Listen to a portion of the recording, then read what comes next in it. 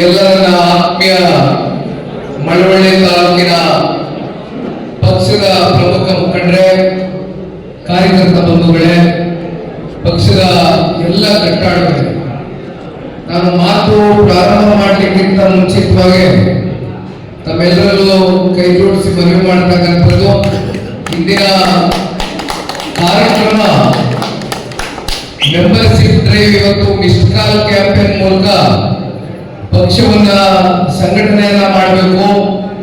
ಪಕ್ಷದಲ್ಲಿ ತಾವುಗಳೆಲ್ಲರೂ ಗುರುತಿಸ್ಕೊಂಡು ಸಕ್ರಿಯ ಕಾರ್ಯಕರ್ತರಾಗಬೇಕು ಅಂತಕ್ಕಂಥ ಅಭಿಲಾಷೆಯಿಂದ ಇವತ್ತು ಮಳವಳ್ಳಿ ತಾಲೂಕು ಬಂದಿದ್ದೇನೆ. ಹಾಗಾಗಿ ನಾನು ಮಾತನಾಡೋದಕ್ಕಿಂತ ಮುಂಚಿತವಾಗಿ ತಮ್ಮೆಲ್ಲರಲ್ಲೂ ಕೈ ಜೋಡಿಸಿ ಮನವಿ ಮಾಡ್ತೇನೆ. ನಮ್ಮ ಮೊಬೈಲ್ ಫೋನ್ಗಳನ್ನ ತಾವೆಲ್ಲರೂ ಎತ್ತಿ ಕೈಯಲ್ಲಿ ಇಟ್ಕೊಳ್ಬೇಕು ಅಂತಕ್ಕಂಥದ್ದನ್ನ ಮನವಿ ಮಾಡ್ತಾರೆ. ನಂಬರ್ನ ಹೇಳ್ತಾರಣ, ದಯಮಾಡಿ ಫೋನ್ನ ದಯವಿಟ್ಟು ಎಲ್ಲರೂ ಕೈನಲ್ಲಿ ನಿಮ್ದು ಆಗೋದಲ್ಲ, ಬಿಟ್ಟವ್ರು ಮಾಡ್ಬೇಕಲ್ಲ. ಹೇಳೋಣ, ನಂಬರ್ ಹೇಳ 9964 00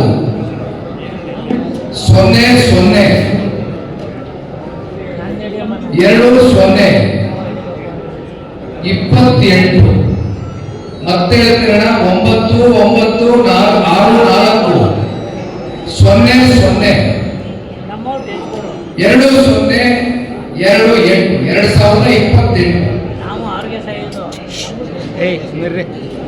ಯಾಕೆ ಇವತ್ತು ನಾನು ಈ ಬಂದಿರತಕ್ಕಂಥ ಎಲ್ಲ ಪಕ್ಷದ ಕಾರ್ಯಕರ್ತ ಮುಖಂಡರುಗಳಿಗೆ ಇವತ್ತು ನೀವು ಇಲ್ಲೇ ನಿಷ್ಕಾಲಕ್ಕೆ ಅಂತಕ್ಕಂಥದ್ದನ್ನ ಹೇಳ್ತಾ ಇದ್ದೀನಿ ಅಂದ್ರೆ, ಇವತ್ತು ಕನಿಷ್ಠ ಪಕ್ಷ ಇಲ್ಲಿ ಸೇರಿರ್ತಕ್ಕಂಥವ್ರು ಬಹಳ ದೊಡ್ಡ ಸಂಖ್ಯೆಯಲ್ಲಿ ಸೇರಿದ್ದೀರಿ. ಒಬ್ಬೊಬ್ಬ ತಾವಿವತ್ತು ನಿಷ್ಕಾಲ ಕೊಡ್ತಕ್ಕಂಥದ್ದಷ್ಟೇ ಅಲ್ಲ, ಮುಂದೆ ಮತ್ತೆ ಹಳ್ಳಿಗಳಿಗೆ ಹೋದಂತ ಸಂದರ್ಭದಲ್ಲಿ ಕನಿಷ್ಠ ಪಕ್ಷ ಒಬ್ಬೊಬ್ಬ ವ್ಯಕ್ತಿ 10ರಿಂದ 20 ಜನಕ್ಕೆ ಮಿಸ್ಡ್ ಕಾಲ್ ಕೊಡಿಸಿದ್ರೆ ಅದು ಬಹಳ ದೊಡ್ಡ ಸಂಖ್ಯೆಯಲ್ಲಿ ಪರಿವರ್ತನೆ ಆಗ್ತಕ್ಕಂಥದ್ದು ನಾವೆಲ್ಲ ಕಾಣಬಹುದು ಅಂತಕ್ಕಂಥ ಹಿನ್ನೆಲೆಯಲ್ಲಿ ತಮಗೆ ಬೇಡಿಕೆಯನ್ನು ಇಟ್ಟಿದ್ದೀರ. ದಯಮಾಡಿ ಮಿಸ್ಡ್ ಕಾಲ್ ಕೊಡಿ. ಈ ಒಂದು ಕಾರ್ಯಕ್ರಮಕ್ಕೆ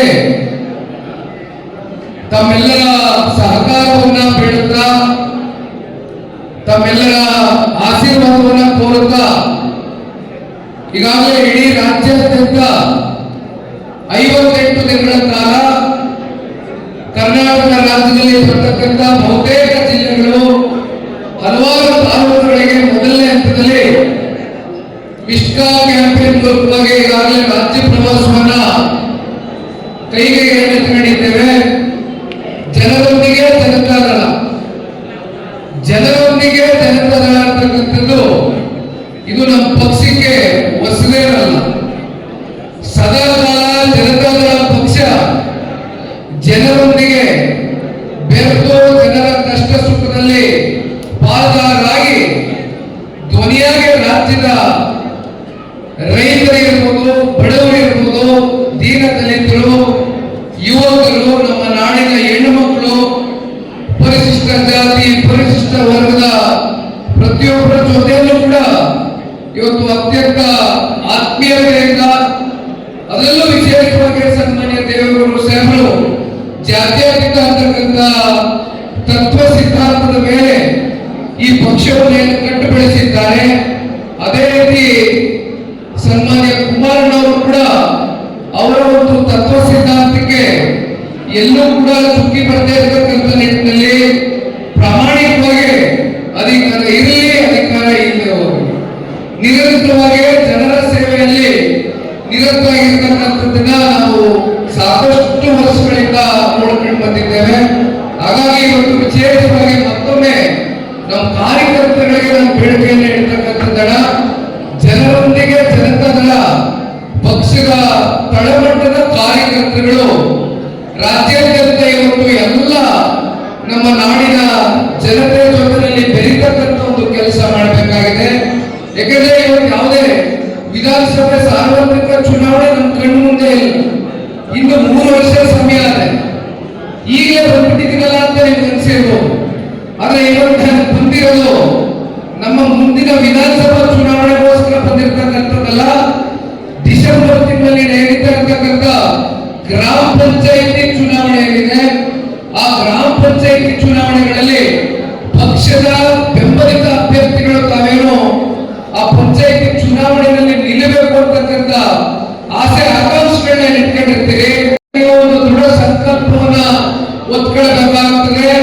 ಯಾಕಂದ್ರೆ ಗ್ರಾಮ ಪಂಚಾಯತಿ ಅಂತಕ್ಕಂಥದ್ದು ರಾಜಕಾರಣದ ಒಂದು ಬೇರೆ ಇದ್ದಾಗ ಆ ಒಂದು ಸಸಿ ನೀವು ಇವತ್ತು ನೆಟ್ಟಕ್ಕಂಥದ್ದು ಮುಂದಿನ ದಿನಗಳಲ್ಲಿ ಒಂದು ಹೆಮ್ಮರವಾಗಿ ಬೆಳೆದು ಇಡೀ ರಾಜ್ಯವನ್ನ ಇವತ್ತು ರಕ್ಷಣೆ ಮಾಡತಕ್ಕಂಥದ್ದು ನಿಮ್ಮ ಕಡೆಯಿಂದ ಆಗಬೇಕು, ನಮ್ಮ ಪಕ್ಷದ ಕಾರ್ಯಕರ್ತರ ಕಡೆಯಿಂದ ಆಗಬೇಕು ಅಂತಕ್ಕಂಥದ್ದು ಇವತ್ತು ನಾವೆಲ್ಲರೂ ಬಯಸಿದ್ದೇವಣ.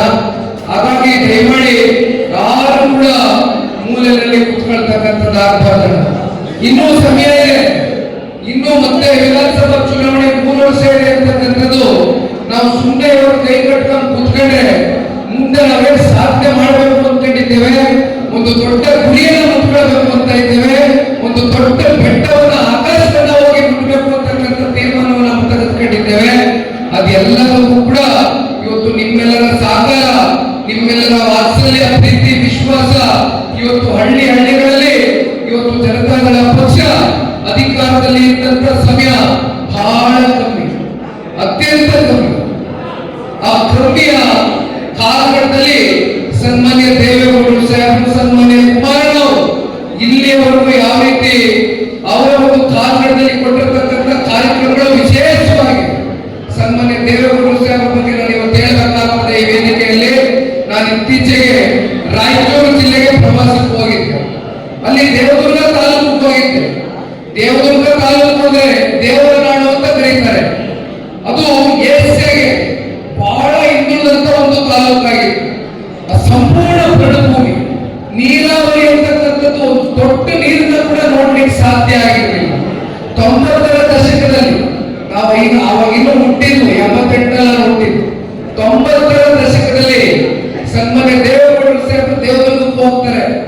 ಅಲ್ಲಿ APMC ಬಳಿ ರೈತರು ಒಂದು ಸಭೆಗೆ ಕರೀತಾರೆ, ಒಂದು ಸಮಾಲೋಚನೆ ಕರೀತಾರೆ. ಅಲ್ಲಿ ಸನ್ಮಾನ್ಯ ದೇವೇಗೌಡರು ಸಾಹೇಬರು ಗಮನಕ್ಕೆ ತಗೊಂಡು ಬರ್ತಾರೆ, ಈ ಭಾಗದಲ್ಲಿ ಸಂಪೂರ್ಣ ಭೂಮಿ ಬರಡಾಗಿದೆ, ರೈತರುಗಳು ಏನು ಕೂಡ ಕೃಷಿಯ ಚಟುವಟಿಕೆಗಳನ್ನ ಮಾಡತಕ್ಕಂಥದಕ್ಕೆ ಯಾವುದೇ ನೀರಾವರಿಯ ವ್ಯವಸ್ಥೆಯ ಇಲ್ಲಿವರೆಗೂ ನಮಗೆ ಆಗಿಲ್ಲ ಅಂತಕ್ಕಂಥದನ್ನ ಮನವರಿಕೆ ಮಾಡಿಕೊಂಡಂತ ಸಂದರ್ಭದಲ್ಲಿ ಸನ್ಮಾನ್ಯ ದೇವೇಗೌಡರು ಸಾಹೇಬರು ಮಾತನ್ನ ಹೇಳ್ತಾರೆ.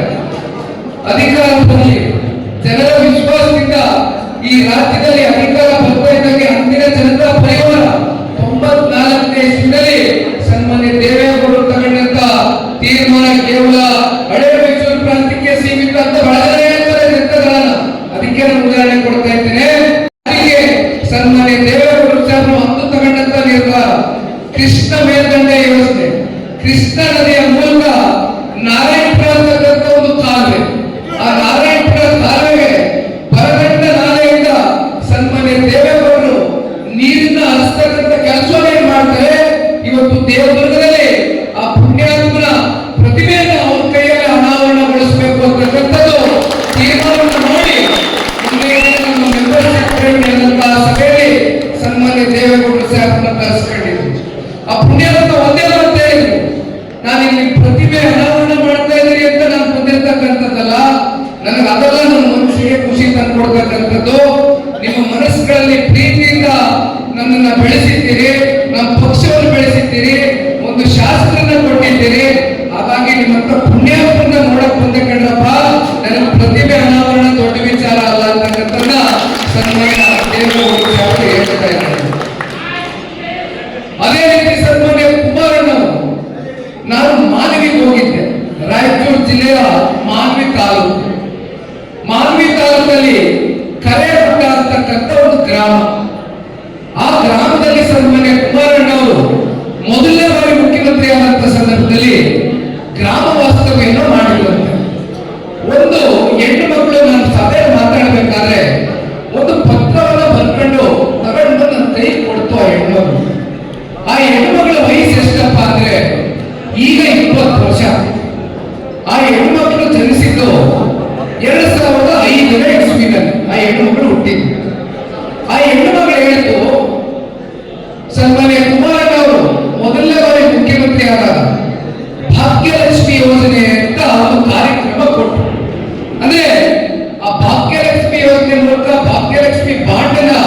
20 ವರ್ಷ ಬಳಿಕ ಏನು ಆ ಹೆಣ್ಣು ಮಗಳ ಕೈಗೆ ಬಂದಿದೆ, ಆ ಕುಟುಂಬದ ಕೈಗೆ ಬಂದಿದೆ, ಅವತ್ತು ಶಕ್ತಿಯಾಗಿ ಆ ಕಾರ್ಯಕ್ರಮ ಪರಿವರ್ತನೆ ಆಗಿದೆ. ಆ ಹೆಣ್ಣು ಮಗಳು ಅದನ್ನ ನೆನೆಸ್ಕೊಳ್ತಾ ಇತ್ತು. ಪಾಪ ಹೆಣ್ಣು ಮಗಳು ಬಹಳ ಮನಸ್ಸಿನಿಂದ ಪತ್ರವನ್ನ ಅದೇ ಬಂದಿತ್ತು, ಮತ್ತೆ ಸನ್ಮಾನ್ಯ ಕುಮಾರಣ್ಣವರು ಈ ರಾಜ್ಯದ ಮುಖ್ಯಮಂತ್ರಿ ಆಗ್ಬೇಕು. ಪಾಪ ಹೇಳ್ತಾರೆ ಕಾಂಗ್ರೆಸ್ ಸರ್ಕಾರದವರು ಗೃಹಲಕ್ಷ್ಮಿ ಯೋಜನೆ ಕೊಡ್ತಾ ಇದ್ದೀವಿ. ನಮ್ಗೆ ತಕರಾರ ಇಲ್ಲ, ಯಾಕಂದ್ರೆ ಹೆಣ್ಮಕ್ಳು ನಮ್ದು ಏನು ತಕರಾರ ಇಲ್ಲ, ನಾವು ಕೊಡಬೇಡಿ ಅಂತ ಹೇಳ್ತಾ ಇಲ್ಲ. ನೀವು ಕೊಡಂತ ನಿಮ್ ಪ್ರಣಾಳಿಕೆಯಲ್ಲಿ ನೀವು ಹೇಳ್ಕೊಳ್ಳಿ. ಅದೆಂತದ ಗೃಹಲಕ್ಷ್ಮಿ ಅಂದ್ರಿ, ಗೃಹ ಜ್ಯೋತಿ ಅಂದ್ರಿ, ಯೂನಿಧಿ ಅಂದ್ರಿ, ಅದೆಂತದ 5 ಗ್ಯಾರಂಟಿ ಅಂದ್ರಿ. ಅಪ್ಪ ಯಾವ ಗ್ಯಾರಂಟಿ ಕೊಡ್ತಾ ಇದೀರಪ್ಪ? ತಿಂಗಳ ಕೊಡ್ತೀನಿ ಅಂತ ಹೇಳಿದ್ರಲ್ರಿ ಮಾತು. ಯಾವ ಕೊಡ್ತೀರಿ ನೀವು ದುಡ್ಡ? ಯಾವ ಕೊಡ್ತೀರಿ ಹೆಣ್ಮಕ್ಳ ಖಾತೆಗಳ ದುಡ್ಡ? ಚುನಾವಣೆ ಬರಬೇಕು, ಸಂಸತ್ ಚುನಾವಣೆ ಬರಬೇಕು, ಉಪಚುನಾವಣೆ ಬರಬೇಕು, ಮುಂದೆ ZPTP ಚುನಾವಣೆ ಹೋಗಿ ಹೆಣ್ಮಕ್ಳು ಕಾಯಬೇಕು. ಅದೇ ತಿಂಗಳ ಆಗುತ್ತಿಗೆ ಅಂತ ಪಾಪ ಪ್ರಣಾಳಿಕೆಯಲ್ಲಿ ಮಾತನ್ನು ಕೊಟ್ಟರು. ಇಲ್ಲಿ ಪಾಪ ಮಾನವರು ಬಂದ್ರಪ್ಪ, ಚನ್ನಪಟ್ಟಣ, ಸಿಂಗಾವಿ, ಸಂಡೂರು 4 ತಿಂಗಳು ಒಂದೇ ಸರಿ ಅಲ್ಲಪ್ಪ. ಪಾಪ ನಮ್ಮ ರಾಮನಗರ ಜಿಲ್ಲೆಯಲ್ಲಿ ಸುರೇಶ್ ಅಡಿಯವರು ಪೆನ್ನು ಪೇಪರ್ ನಾಯಕನವರೇ, ನಮ್ಮ ಜಿಲ್ಲೆಯಲ್ಲಿ ಫಲಾನುಭವಿಗಳ ಸಭೆ ಅಂತ ಕರೀತಾರೆ MP ಚುನಾವಣೆ ಪೂರ್ವದಲ್ಲಿ. ಅಲ್ಲಿ ಪಾಪ ಜಿಲ್ಲೆಯ ಹೆಣ್ಣುಮಕ್ಕಳನ್ನ ಎದುರುಗಡೆ ಕೂರಿಸ್ಕೊಂಡು ನನ್ನ ತಮ್ಮನಿಗೆ ನೀವು ಮತ ಹಾಕಲಿಲ್ಲ ಅಂದ್ರೆ, ನನ್ನ ತಮ್ಮನಿಗೆ ಸಂಸದರ ಆಯ್ಕೆ ಮಾಡಲಿಲ್ಲ ಅಂದ್ರೆ ನಾವೆಲ್ಲ ನಿಲ್ಲಿಸ್ಬಿಡ್ತೇವೆ, ಕಾರ್ಯಕ್ರಮಗಳನ್ನ ಸಂಪೂರ್ಣ ಕಾರ್ಯಕ್ರಮ ರದ್ದು ಮಾಡ್ತೇವೆ ಅಂತ ಧಮಕಿ ಹಾಕ್ತಾರೆ. ಸೋಪ್ ಮನೆ ಕೂತವ್ರೆ. ಪಾಪ ಡೈರಿ ಚುನಾವಣೆಯಲ್ಲಿ ನಿಂತ್ಕೊಂಡಿದ್ರು. ಡೈರಿ ಚುನಾವಣೆಯಲ್ಲಿ ಹೇಳಿದ್ರಲ್ಲ ಮುಂದೆ ಟೈಮ್ ಬರುತ್ತೆ. ಹಾಗಾಗಿ ಪಾಪ ಪೆಂಡುಬೇಕು ನಾಯಕರಿಗೆ ಒಂದು ಮಾತನ್ನ ಮಂಡ್ಯ ಜಿಲ್ಲೆಯ ಜನತೆಯ ಮೂಲಕ ನಾನು ತಿಳಿಸ್ಲಿಕ್ಕೆ ಬಯಸ್ತೇನೆ. ನೀವು ಏನೇ ರಾಜಕಾರಣ ಇದ್ರು ನಿಮ್ಮ ಚೌಕಟ್ಟಿಗೆ ಮಾತ್ರ ನಿಮ್ಮ ರಾಜಕಾರಣ. ಮಂಡ್ಯ ಜಿಲ್ಲೆಯಲ್ಲಿ ಇವತ್ತು ಸನ್ಮಾನ್ಯ ದೇವೇಗೌಡರಿಗೆ, ಸನ್ಮಾನ್ಯ ಕುಮಾರಣ್ಣವರು ಚುನಾವಣೆಗಳ ಹೇಳಬೇಡಿ. ನಾವೆಲ್ಲ ನೋಡಿದ್ದೇವೆ, ಸೋತಿದ್ದೇವೆ, ಗೆದ್ದಿದ್ದೇವೆ, ಸೋತಾಗ ಕುಗ್ಲಿಲ್ಲ, ಗೆದ್ದಾಗ ಈಗಲಿಲ್ಲ, ಆ ರೀತಿ ನಡ್ಕೊಂಡು ಬಂದಿದ್ದೇವೆ. ಹಾಗಾಗಿ ಇವತ್ತು ನಾವು ಸೋಲ್ವಿ ಅಂತ ಮನೆಯಲ್ಲಿ ಕೂತ್ಕೊಳ್ತಕ್ಕಂಥ ಪ್ರಶ್ನೆ ಇದೆ. ಇಲ್ಲಿರ್ತಕ್ಕಂಥ ನಮ್ಮ ಮಾಜಿ ಶಾಸಕರು ರಾಜ್ಯ ಘಟಕದ ಅಧ್ಯಕ್ಷರಾಗಿ ಕೆಲಸವನ್ನು ಮಾಡ್ತಾ ಇದ್ದಾರೆ. ನಾನು ಪ್ರತಿನಿತ್ಯ ನೋಡ್ತಾ ಇರ್ತೇನೆ. ಈ ಕಡೆ ಅವರು ನೀರಾವರಿ ವಿಚಾರ ಬಗ್ಗೆ, ಸಮಸ್ಯೆಗಳ ಬಗ್ಗೆ, ಲಿಫ್ಟ್ ಇರಿಗೇಷನ್ ಮಾತಾಡ್ತಾರೆ, ಏನೇನಾಗಿದೆ, ಯಾವ ವ್ಯಕ್ತಿ ಸುಮ್ಮನೆ ಸುಳ್ಳಿನ ತಂತ್ರಗಳನ್ನ ಹೊರಡಿಸ್ತಾರೆ ಅಂತಕ್ಕಂಥ ಬಗ್ಗೆ ಚರ್ಚೆ ಮಾಡ್ತಾ ಇದ್ದೆ. ನಾನು ಪ್ರೆಸ್ ಮೀಟ್ ಎಲ್ಲ ನೋಡ್ತಾ ಇರ್ತೇನೆ. ಅಂದಾಜು ಸಾಹೇಬರು ಸೋತಿದ್ರು, ಅದೇ ಮನೆ ಸೇರ್ಕೊಂಡಿಲ್ಲ. ಯಾವತ್ತೂ ಕೂಡ ಸೋತಂತ ವ್ಯಕ್ತಿ ಮನೆ ಸೇರ್ಕೊಂಡ್ರೆ ಸೋಲನ್ನ ಒಪ್ಕೊಂಡಾಕೆ ಸೋತಿರ್ಬೋದು. ಆದ್ರೆ ನಾನು ಯಾವಾಗಲೂ ಹೇಳ್ತೀನಿ, ಜನತಾದಳ ಪಕ್ಷದ ಕಾರ್ಯಕರ್ತರು ಸತ್ತಿಲ್ಲ, ಬದುಕಿದೀವಿ. ಮುಂದಿನ ಚುನಾವಣೆಯಲ್ಲಿ ತೋರಿಸ್ತೇವೆ. ಯಾವ ಕಾರಣಕ್ಕೂ ಕೂಡ ನಾವು ಸೋತ್ವೆ ಅಂತ ಯಾರು ಕೂಡ ಮನಸ್ಸಿಗೆ ಅದನ್ನ ತಗೊಂಡು ಮನೆಯಲ್ಲಿ ಕೂತ್ಕೊಳ್ತಕ್ಕಂಥದ್ದು ಆಗ್ಬಾರ್ದು. ಇದು ಪ್ರಜಾಪ್ರಭುತ್ವ. ತನ್ನನ್ನ ತಾನು ಎಷ್ಟೇ ಬಲಿಷ್ಠ ಅನ್ಕೊಳ್ಳಿ, ಎಷ್ಟೇ ಶಕ್ತಿಯುತ ಅನ್ಕೊಳ್ಳಿ, ಆತ ಯಾರೇ ಇರ್ಬೋದು, ಅವನ್ನ ಮನೆಯಲ್ಲಿ ಕೂರಿಸ್ತಕ್ಕಂಥ ಸಾಮರ್ಥ್ಯ, ಶಕ್ತಿ ಇರ್ತಕ್ಕಂಥದ್ದು ಯಾರಿಗೆ? ತಾಲೂಕಿನ ಜಿಲ್ಲೆಯ ಜನತೆಗೆ. ಎಲ್ಲವನ್ನ ಜಿಲ್ಲೆಯ ಜನತೆ, ತಾಲೂಕಿನ ಜನತೆ ನೋಡ್ತಾ ಇದ್ದೀವಿ. ಸುರೇಶ್ ಗೌಡರು ಕೂತಿದ್ದಾರೆ, 4 ಮೂಲದ ಹುಲಿ ಅಂತಾನೆ ಬೆಳೆದು ಕೊಟ್ಟಿದ್ದೇವೆ. ನಾವು ಕೊಟ್ಟಿರೋದಲ್ಲ, ಕಾರ್ಯಕರ್ತರು ಕೊಟ್ಟವರು. ಮೊನ್ನೆ 4 ಮೂಲದಲ್ಲಿ ನಮ್ಮ ಕಾರ್ಯಕ್ರಮದ ಪಾಪ ಕೆಲವೊಂದಷ್ಟು ಫ್ಲೆಕ್ಸ್ಗಳು ಕಟ್ಟಂತ ಕಾರ್ಯಕರ್ತರು ಏನಿದ್ರು, ರಾತ್ರಿ ಎಲ್ಲ ಹರಿದಾಕಿದ್ದಾರೆ ಅಂತಕ್ಕಂಥ ಸುದ್ದಿ ನಾನು ಮಾತಿನಿಂದ ನೋಡಿದೆ. ನಿಮ್ಮ ಅಧಿಕಾರನ ದುರುಪಯೋಗ ಪಡಿಸ್ಕೊಂಡು ನಿಮ್ಮ ದತ್ತಾಳಿಕೆ, ನಿಮ್ಮ ದೌರ್ಜನ್ಯ ಫ್ಲೆಕ್ಸ್ ಕಿತ್ತಾಕ್ಬೋದಷ್ಟೇ. ಜಿಲ್ಲೆಯ ಜನತೆಯ ಹೃದಯದ ಸ್ಥಾನ ಕಿತ್ತಕ್ಲಿಕ್ಕೆ ಆಗ್ತದ? ಯಾವ ಕಾರಣಕ್ಕೂ ಆಗೋದಿಲ್ಲ. ಯಾಕೆಂದ್ರೆ ನಾವು ಮಂಡ್ಯ ಜಿಲ್ಲೆಯಲ್ಲಿ ಹುಟ್ಟದೆ ಹೋಗಿರ್ಬೋದಲ್ಲ, ಆದ್ರೆ ಮಂಡ್ಯ ಜಿಲ್ಲೆಯ ಜನತೆಯ ದೇವೇಗೌಡರ ಕುಮಾರಣ್ಣನ ಪಕ್ಷದ ಪ್ರತಿಯೊಬ್ಬ ಕಾರ್ಯಕರ್ತರ ಒಂದು ಸಂಬಂಧ, ಆ ಋಣಾನುಬಂಧ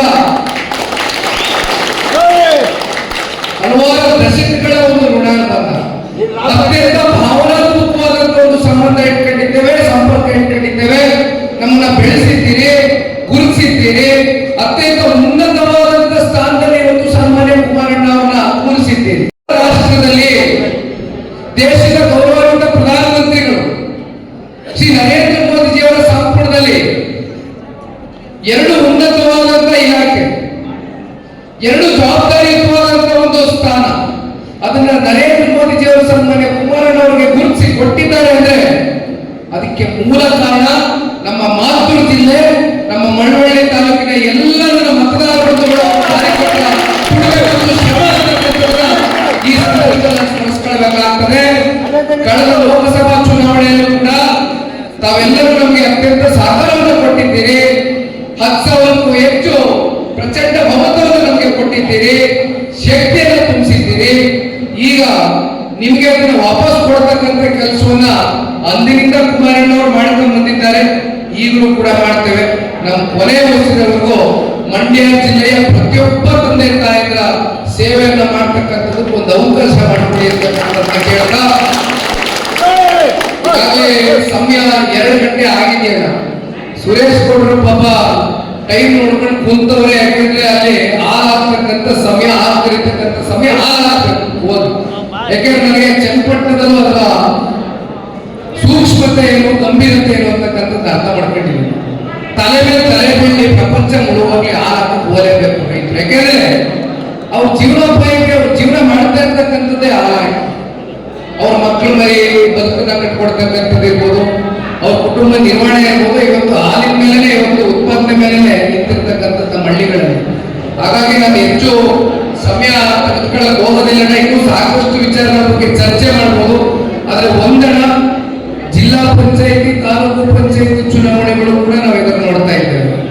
ಅದು ಏನು ಬಹಳ ದೂರ ಇಲ್ಲ.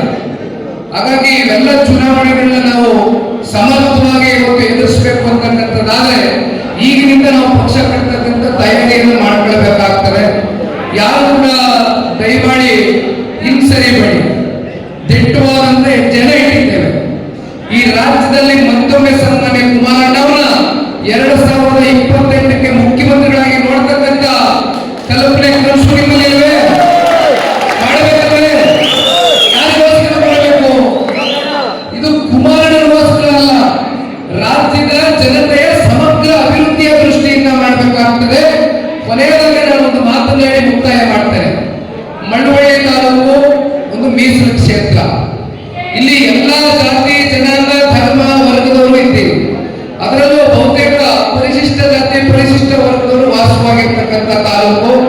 ಒಂದು ಮಾತನ್ನ ಈ ಸಂದರ್ಭದಲ್ಲಿ ಪಕ್ಷದ ಕಾರ್ಯಕರ್ತನಾಗಿ ಅಂದಾನಿ ಸಾಹೇಬರು ತಿಳಿಸ್ಲಿಕ್ಕೆ ಬಯಸ್ತೇನೆ, ತಮ್ಮ ಹೇಳಲಿಕ್ಕೆ ಬಯಸ್ತೇನೆ. ಮುಂದಿನ ಚುನಾವಣೆಯಲ್ಲಿ ಅಂದಾನಿ ಸಾಹೇಬರನ್ನ ಶಾಸಕರಾಗಿ ಮಾಡ್ತಕ್ಕಂಥದಕ್ಕೆ ನಿಖಿಲ್ ಕುಮಾರಸ್ವಾಮಿ ಸದಾಕಾಲ ಮಳವಳ್ಳಿ ತಾಲೂಕಿನ ಎಲ್ಲ ಕಾರ್ಯಕರ್ತರು ನೀವು ಯಾವ ಕಾರ್ಯಕ್ರಮಗಳ ಕೈಯಲ್ಲಿ ಅಂದಾನಿ ಸಾಹೇಬರು ನಾನು ಹೇಳ್ತೇನೆ. ಮತ್ತೆ ಯಾಕಂದ್ರೆ ಸುಮಾರು ಕಾರ್ಯಕ್ರಮಗಳನ್ನ ನಾವು ನಿರಂತರವಾಗಿ ಅಪೇಕ್ಷೆ ಪಡ್ತಾ ಇರ್ತೀವಿ. ನಾವು ರಾಜ್ಯ ಓಡಾಡ್ತಾ ಇರ್ತೀವಿ, ಒಪ್ಕೊಳ್ತೇನೆ. ಆದ್ರೆ ಮೊದಲು ನಮಗೆ ನಮ್ಮ ಮಂಡ್ಯ ಜಿಲ್ಲೆ, ಇಲ್ಲಿ ನಮ್ಮ ಕಾರ್ಯಕರ್ತರಿಗೆ ಗೌರವ ಕೊಡ್ತಕ್ಕಂಥದ್ದು, ನಿಮಗೆ ಪ್ರಾಮುಖ್ಯತೆ ಕೊಡ್ತಕ್ಕಂಥದ್ದು. ಒಟ್ಟಾರೆಯಾಗಿ 2018ರಲ್ಲಿ ನೀವು ಒಂದು ತೀರ್ಮಾನ ತಗೊಂಡ್ರಿ, ಕುಮಾರಣ್ಣನಿಗೆ ರಾಜ್ಯದ ಮುಖ್ಯಮಂತ್ರಿ ಮಾಡಬೇಕು ಅಂತ 7 ಶಾಸಕರನ್ನ ಕಳಿಸಿದ್ರಿ, ಹೌದಲ್ವೇ? ಈ ಬಾರಿ ಅವರು ಕೇಂದ್ರ ಸಚಿವರಾಗಿ ಮಾಡಬೇಕು ಅಂತ ಅತ್ಯಂತ ಪ್ರಚಂಡ ಬಹುಮತದಿಂದ ಗೆಲ್ಲಿಸಿದ್ರು ಅವರು. ಮತ್ತೆ 28ಕ್ಕೆ 2018 ಮತ್ತೆ ಮರುಕಳಿಸಬೇಕು ಅಂತಕ್ಕಂಥದ್ದು ಇವತ್ತು ನಮ್ಮ ಪಕ್ಷದ ಕಾರ್ಯಕರ್ತರಲ್ಲಿ. ದಯಮಾಡಿ ನಿಮ್ಮ ಶ್ರಮ, ನಿಮ್ಮ ದುಡಿಮೆ, ನಿಮ್ಮ ಹೋರಾಟ ಯಾವ ಕಾರಣಕ್ಕೂ ಕೂಡ ನಾವು ಕೈ ಕಟ್ಟಿಕೊಂಡು ಕೂತ್ಕೊಳ್ಳೋಕೆ ಬೇಡ. ಮಾಡಿ, ಅವ್ರು ಎಷ್ಟು ದೌರ್ಜನ್ಯ ಮಾಡಲಿ, ಎಷ್ಟು ಕೇಸ್ಗಳು ಹಾರಿಸ್ಲಿ, ನಾವು ಒಂದೇ ಬೀದಿಗಿಳಿತೇವೆ. ಅಂದಾನೆ ಇವಾಗ ಹೇಳ್ತಾರೆ, ಯಾವ ಹಂತಕ್ಕೆ ಬೇಕಲ್ಲ ನಮ್ಮ ಕಾರ್ಯಕರ್ತರಿಗೆ ರಕ್ಷಣೆ ಕೊಡ್ತಕ್ಕಂಥದಕ್ಕೆ ನಿಖಿಲ್ ಕುಮಾರಸ್ವಾಮಿ ಯಾವ ಹಂತಕ್ಕೆ